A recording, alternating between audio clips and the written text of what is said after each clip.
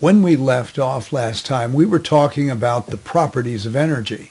And one of the properties of energy is that energy is an extensive property. It depends on the amount of material, if you remember what an extensive property is, as differentiated from an intensive property, which is independent of the amount of material. So, just to be clear, energy is an extensive property.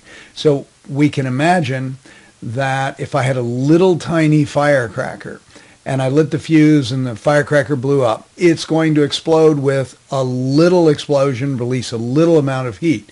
If I multiply the amount of chemical in the firecracker by a factor of 10, I'm going to have 10 times more explosive power. So that is one easy way to get a handle on the fact that energy is an extensive property.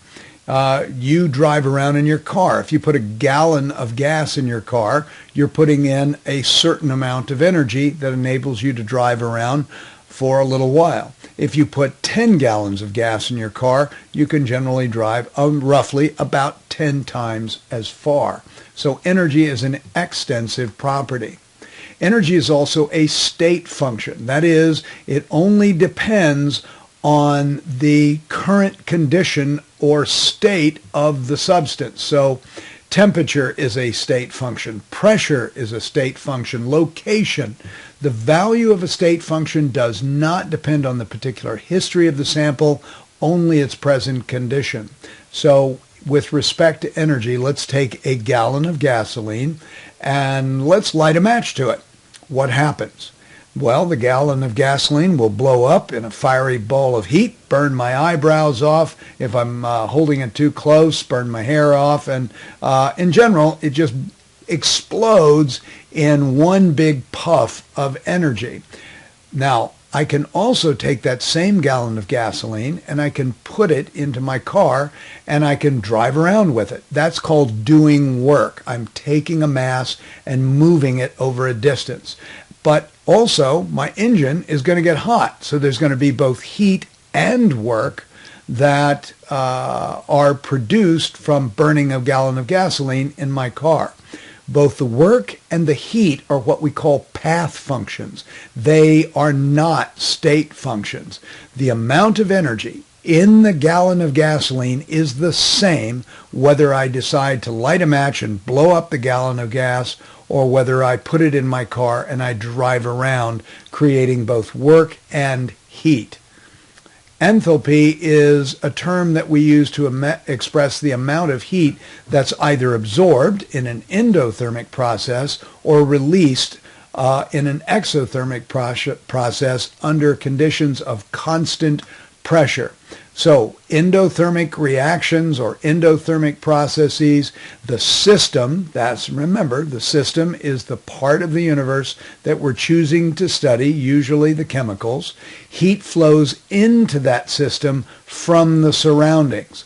So if you've ever used an athletic ice pack, that's usually just a little capsule of water surrounded by something like sodium acetate, and if you want to activate the cold pack, what you do is you break that capsule of water and that sodium acetate begins to dissolve in the water. That is an endothermic process. The reason that the pack feels cold is because it's absorbing heat from the surroundings. And if you have an athletic injury, it's taking heat out of that injury and reducing the swelling. So an endothermic process, heat goes into the system from the surroundings. An exothermic process, exactly the opposite. Heat flows out of the system and into the surroundings. If you light your gallon of gasoline on fire or you burn it, it produces heat. And the heat is exiting the gallon of gasoline, and that's an exothermic process. I believe I may have shown you the thermite reaction. I will post it online. If you hear anything in the background, that is rain, my friends, which is why I'm doing this tonight. Enthalpy continued. We calculate enthalpy by calculating the delta H for a reaction. Now the delta H, the delta stands for change, the H stands for the change in enthalpy, so this would be the change in enthalpy, the change in heat in a system. We always calculate the change in enthalpy the same way. We take the heat of the products, which is the final enthalpy, minus the initial enthalpy. So if we consider a chemical reaction or a process going from reactants to products, products being the final enthalpy, we calculate the delta H by taking the enthalpy of the products minus the enthalpy of the reactants. Now, if a reaction is exothermic, the product enthalpy will be lower than the reactant enthalpy because the chemical products will have less energy than the chemical reactants will. And so some of that enthalpy, some of that heat energy will be lost to the surroundings. So we'll have a smaller number subtracting a larger number, which produces a delta H that's negative. So if a reaction is exothermic, the delta H is negative. So that just means that product enthalpy is less than reactant enthalpy. System has lost heat to its surroundings. If the delta H is positive, that means it's an endothermic process. That's because the product has actually gained enthalpy. It's gained energy during the course of the reactions because heat has been absorbed by the reactants as they're converted to products. So in that case, you're taking a larger number in the heat or in the product enthalpy, subtracting a smaller number, the reactant enthalpy, and so delta H winds up as a positive value. The enthalpy of the products is greater than the enthalpy of the reactants, meaning that the system has gained heat from the surroundings. So delta H is negative, that's an exothermic reaction. Delta H is positive, that's an endothermic reaction.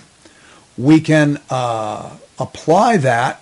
The truth about enthalpy is that enthalpy is an extensive property. So here I have a little balloon. I've got a little bit of hydrogen in my little balloon surrounded by oxygen. I light it off with a match and kaboom, I wind up with a small amount of water and I produce a small amount of heat. But if I take a big balloon filled with hydrogen and I light it off, give it a spark, I wind up producing a tremendous amount of heat. So little firecracker, big firecracker. Little balloon, a small amount of heat. Big balloon, a large amount of heat, telling you that enthalpy is an extensive property. Helpful guidelines. So enthalpy is an extensive property. It's dependent on the amount of material. So here I have 1 mole of methane plus 2 moles of oxygen. I'm going to go ahead and do that combustion reaction. I get 2 products from the combustion of this hydrocarbon, which are carbon dioxide and water. But the other thing I get is 802 kilojoules of heat that are released in this combustion reaction. You know that it's exothermic. How? Because the delta H is a negative value.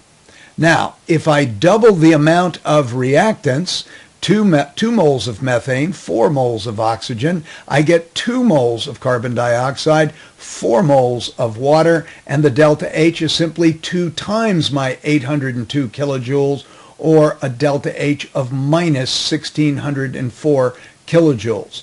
Enthalpy is an extensive property. In this case, we have an exothermic combustion reaction, and the amount of heat that is produced in this reaction is doubled when we double the amount of reactants that are produced. Same sign, negative because it's exothermic, but twice as much heat because we have twice as much of our reactants. Helpful guidelines continued. So the change in enthalpy for a reaction is equal in magnitude but opposite in sign to the change in enthalpy for the reverse reaction. So we're going to take our methane reaction, combustion reaction, where we have a delta H that's minus 802 kilojoules, and we're going to reverse that reaction. So here's what happens. If we reverse the reaction, now the reactants are products and the products are reactants. So what happens now? We have carbon dioxide plus 2 moles of water producing methane, CH4, and 2 moles of oxygen. What happens is we have a change in sign, but the magnitude of the enthalpy is the same. So because now in the first reaction we had heat being released, in the second reaction we have heat being absorbed by the reactants. It's the same magnitude, 802 kilojoules. Doggone it. Let me see if I can get that back. We had 802 kilojoules of energy or enthalpy, heat, released in the first reaction, but we reversed the reaction. Now we have 802 kilojoules being absorbed. This one's endothermic with 802 kilojoules of product heat. This is, exothermic, negative 802 kilojoules. This one is endothermic with a positive 802 kilojoules being absorbed in the second reaction. Make sure that you get that clear. Endothermic, delta H is positive. Heat is a reactant. Exothermic, delta H is negative. Heat is a product.